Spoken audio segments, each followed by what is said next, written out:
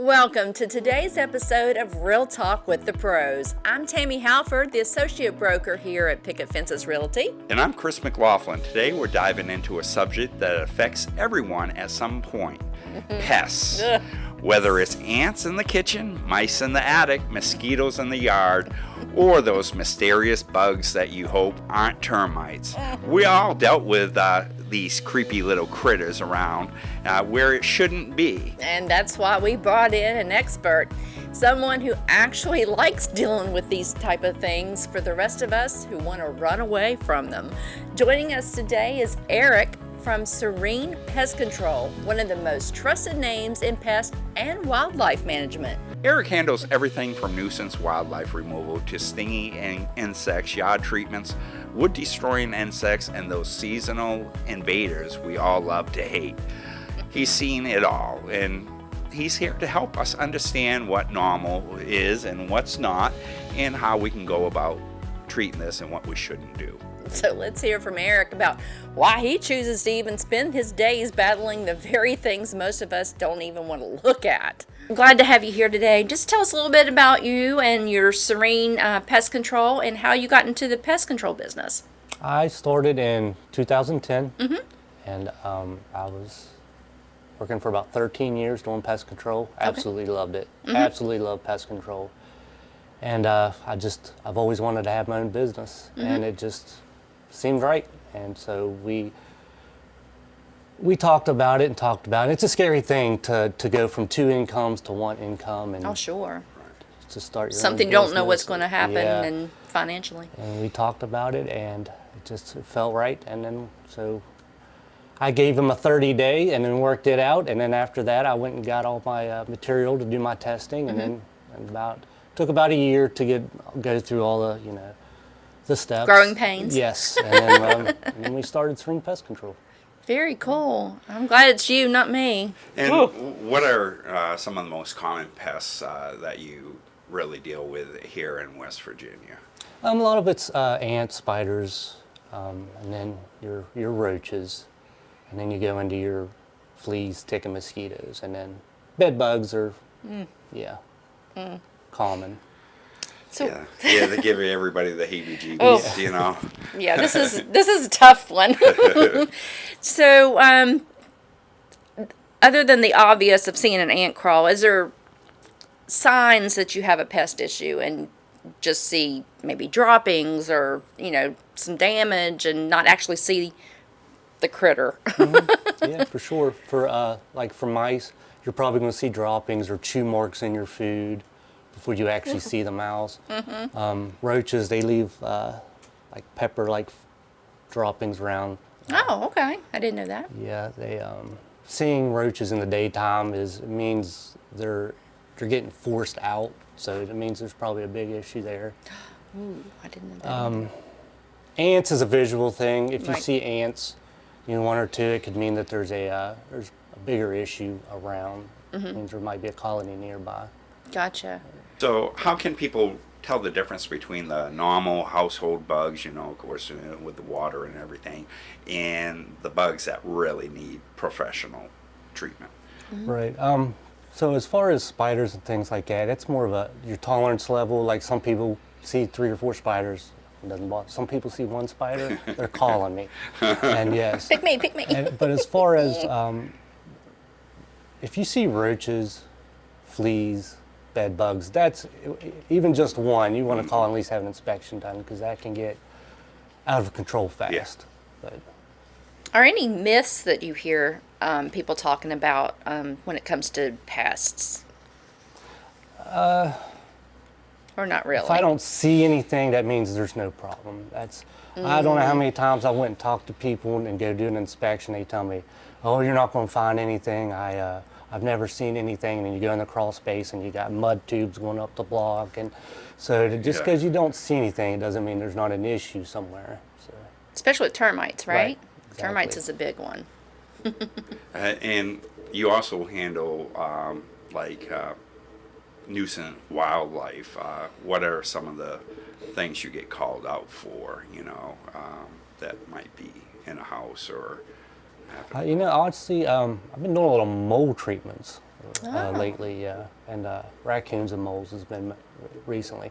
That I've only been doing for about 3 months, so I haven't really gotten into a lot of calls for that yet. But start out with a lot of moles.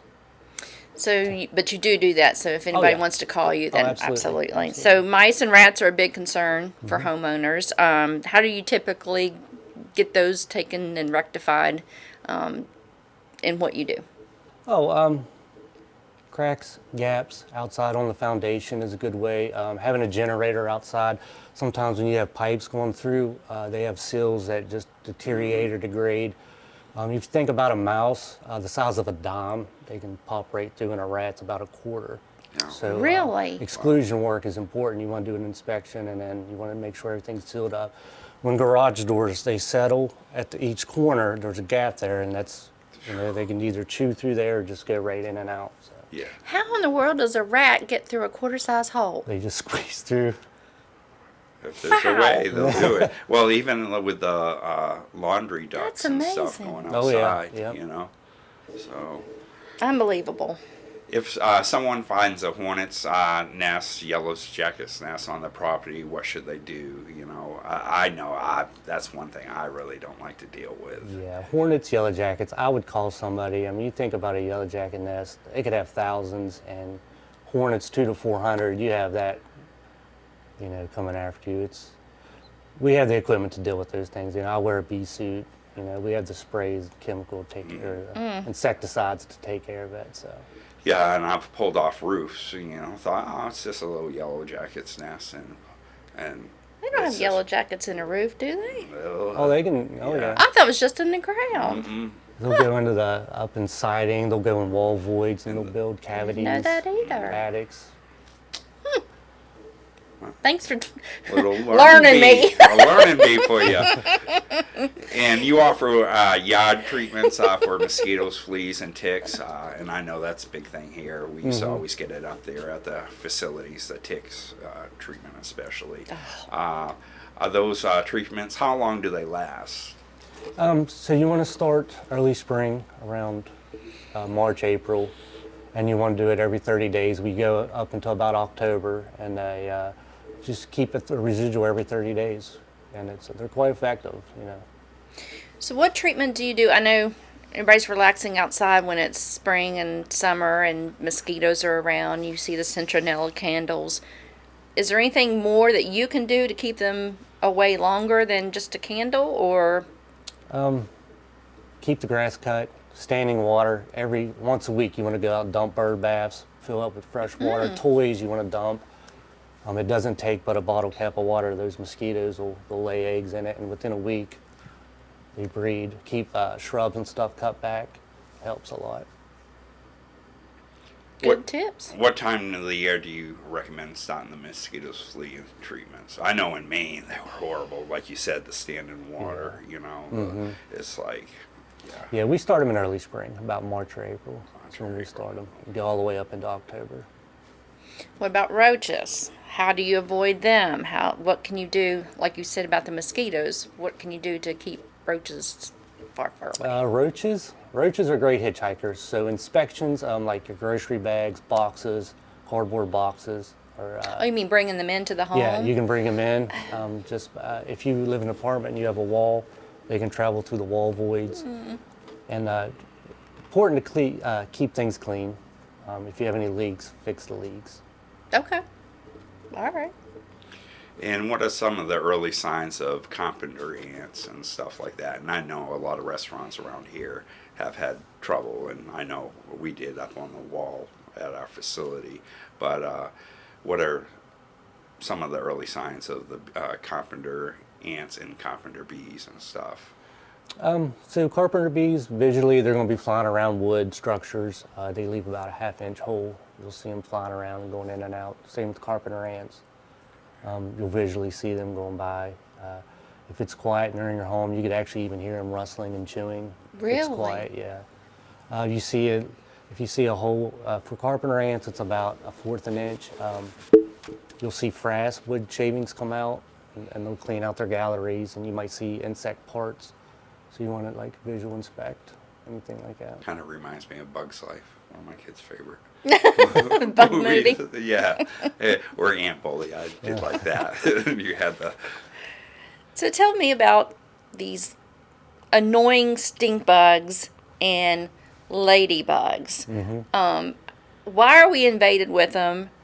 Are they really ladybugs or are they something else? Well, there are ladybugs, but they're Asian lady beetles, and they overwinter is why you get them Okay. in the fall. Okay. You want to overwinter in your attics. So the stink bugs, are they just common to this area, or I mean, how do you get rid of them? You have to do a treatment. There is something to do Oh for yeah, them. there's something we could do for them. And the Asian beetles as well. Yep. So is it a myth? When I first moved here, I think my father-in-law said that it was such a bad gypsy moth problem that they brought the Asian beetles in to I've heard kill that them in the too. trees. So I was Blacksburg. like, yeah. Yeah, I've heard they're for the aphids that are on crops because they'll eat the aphids and it kind of Yeah. helps crops out. Why they were brought in. That's what I've heard. Now, I don't know for sure exactly. It's one of them why myths again, why maybe. they're here, but And we also deal with the carpenter bees, carpenter ants, powder post beetles, and a lot in this region. Can you walk us through the type of damage each one causes and how you already said that you can identify them by the holes and stuff, but what Especially are powder post. some of the longer term damages that you'll see? And yeah. So carpenter bees and ants, they'll make galleries in the wood that will weaken the structure. Carpenter bees, they'll lay larvae through there, and woodpeckers love to go in there and start chipping away at your wood, and so that could cause a lot of damage. Now, powder post beetles, they do the same thing. They go in and chew through the wood. oh wow, so just as the damage as bad as the termites. It can be if untreated for a long period of time. Yeah. Carpenter bees, they can do damage within hours. They can start chewing through wood. And Wow. carpenter ants and powder post beetles, within months, you can start seeing visual damage that they've done to the structure. So I just recently sold a home that had powder post beetles in the barn, and it had like the wood that's holding up the joist and everything was just like just eaten up with Oh, the yeah, powder post yeah. beetles, and it had to be replaced. So we need to make sure those are taken care of because the barn could have fallen. So termites, you can't always see them. How do you know they're there, or do you know they're there, and what can you look for? And how are they treated? you can look for mud tubes. They build tubes from the ground up to their food source. They swarm, so if you see a bunch of swarming, like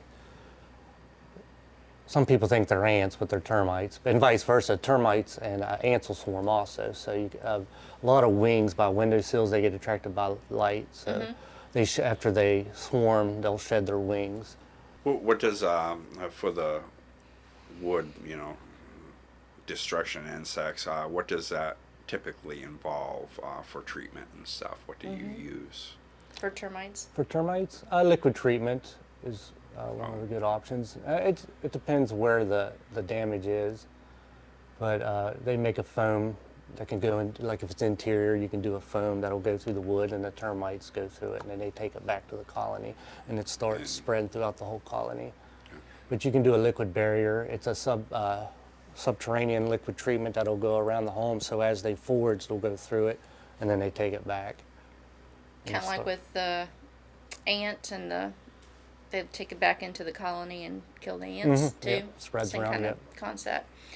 So if you don't think you have anything, you had mentioned that people say, I don't have a problem. How often should your house be treated just to make sure you don't have an issue, and to follow up and make sure if you do have an issue that you don't see? When would you recommend doing that? Do you do it every month? Do you do it quarterly, yearly? What would you recommend? Quarterly treatments and visual inspections, at least a full home inspection so yearly, at least once a year. Get in the attic, get in the crawl space, do Some places people don't actually Right, go yeah, and they yeah. don't know that's going on, right? So are there simple habits that homeowners should adopt to help keep away the pests? You said cleaning and stuff and making sure everything's wiped down. But how about even on the outside? What are some of the... Yeah, keeping things trimmed down, keeping things away from your house. Even if you have branches touching your house, ants will follow that branch, get on your home, and then they'll come right in. So just keep things cut back. I need to do that.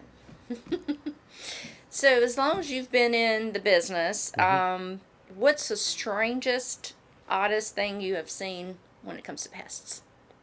Whether it be wildlife or whatever. Is there just something that's, oh wow, I've never seen that before? No? You've been doing it very long, so you know. I'm trying to think.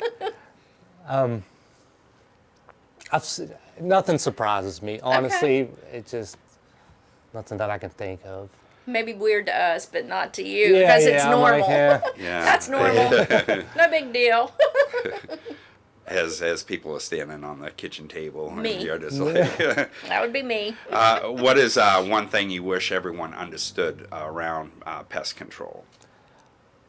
I guess just because you don't see anything doesn't mean that there's not a problem, you know. Right. That's the big theme, I Yeah. think, that we're hearing Yeah, from a lot you. of people. Yeah, a lot of people think, well, I've never seen anything, so there can't be any issues around.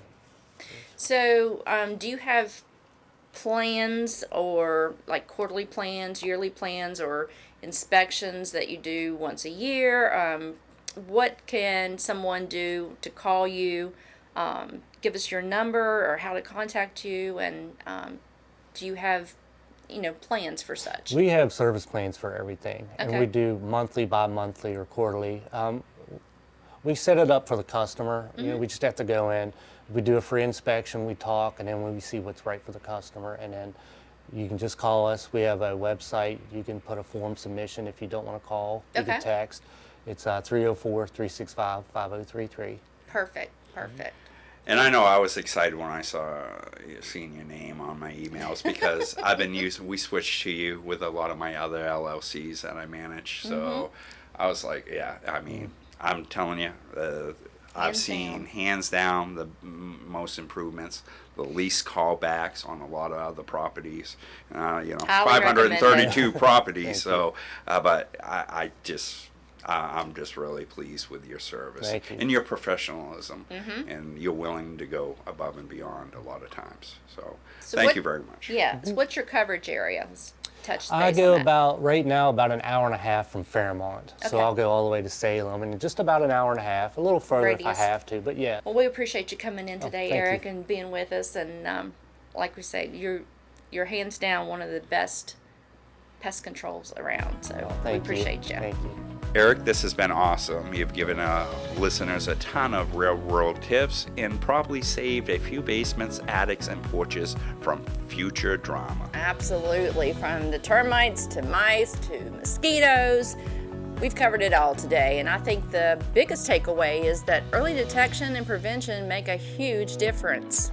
And if you're wanting peace of mind or you're dealing with something that may be a pest issue, reach out to Serene Pest Control. Eric is knowledgeable, responsive, and truly committed to helping homeowners protect their property. Thank you again, Eric, for joining us today, and a big thank you to our listeners for tuning into another episode of Real Talk with the Pros. And of course, a special shout out to our show's director, Santana Withrow, for keeping everything running smoothly behind the scenes and keeping Chris in line. Definitely. If you enjoy this conversation, be sure to follow us, share, and join us next time as we bring you more expert insights to make homeownership just a little bit easier. So until then, stay informed, stay proactive, and stay serene.